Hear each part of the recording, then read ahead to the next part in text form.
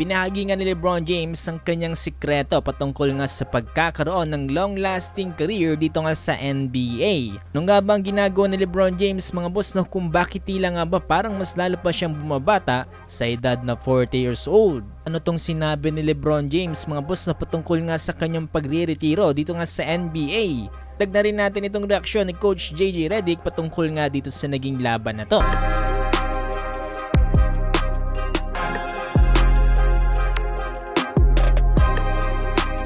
Kanina nga lang mga boss ay tinalo dito ng Los Angeles Lakers etong Portland Trail Blazers sa final score na 110-102.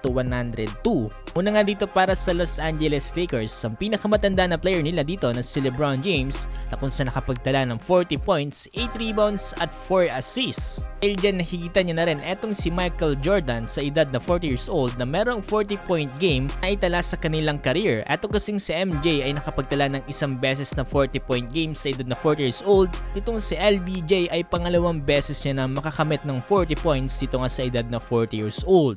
For sure madadagdagan pa yan dahil nasa mid-season pa lamang tayo. Mukhang no signs sa retirement pa nga itong si LeBron James. Sabay ng 40-point game dito nga ni LBJ ay nakapagtala naman etong si Austin Reeves ng 32 points, 1 rebound at 7 assists. May sa kabila ng hindi paglalaro dito ni Luka Doncic mga boss no, at ito nga ni Jared Vanderbilt. Kasi mukhang hindi pa nga masyado nakakapag-adjust etong Los Angeles Lakers kapag nandito sa loob ng court etong si Luka Doncic. Pansin ko lang mga boss no, parang mas nagiging effective etong si Austin Reeves kapag wala dito si Luka Doncic. For sure naman ako mareresolve to ng Lakers no, mga boss no, sa mga susunod nilang game.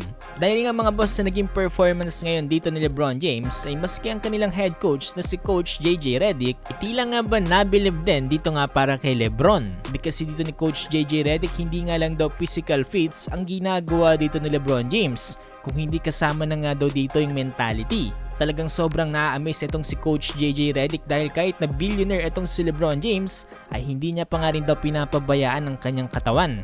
Tingnan rin dito ni Coach JJ Redick ay meron nga daw cheat code ngayon dito sa NBA. Ito nga yung pagbibigay todo sa laro o sa madaling salita, playing hard nga daw. Sabi niya dito, if you play hard every night, you have a chance to win. If you don't play hard every night, you're probably going to lose. Kaya ganyan na lang siguro nating makita itong si LeBron James at tila nga ba parang hindi 40 years old.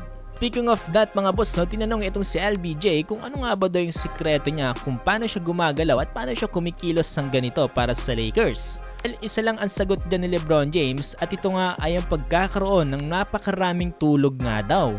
Ayon pa dito kay LeBron James, minsan pa nga daw ay hindi niya alam kung paano niya i-allocate yung kanyang tulog kapag may back-to-back road games sila kagaya nito. Ika nga kay LeBron James ay talagang sinisigurado niya na meron siyang mahabang pahinga para nga sa kanilang mga games. Ayun mga boss, no, kung gusto niyo maging katulad ni LeBron James, alam niyo na yung sikreto, matulog lang kayo ng matulog. Bukod dyan, pinuri din ni LeBron James etong si Austin Reeves, ito nga para sa Los Angeles Lakers. Dahil nga sa napakalaking tulong din talaga na binigay dito ni AR dito para sa LA. Dahil kung wala nga siya ay talagang hindi sila mananalo dito kontra sa Portland Trail Blazers. So far mukhang close na close talaga sila dito ni LeBron James mga boss no, dahil matapos nga naging game na yan, ilan kasi parang niloko pa ni Austin Reeves etong si LeBron James, sinabi nga ito. Alright LeBron, a 40 ball, Otis! So yun mga boss, no, dagdag pa ni LeBron James, talagang binibigay niya na nga daw lahat ng kanyang makakaya, ay limited time na nga lang daw yung kanyang nalalabi dito nga sa paglalaro sa NBA. Nakakalungkot man to mga boss no, pero every time nga na nagkakaroon ng interview itong si LeBron James ay hindi talaga nawawala sa usapin yung kanyang pagre-retiro. Binibigay niya na nga lang daw yung best niya para maging example dito nga sa mga players, gayon na nga rin dito sa kanyang anak na si Bronny.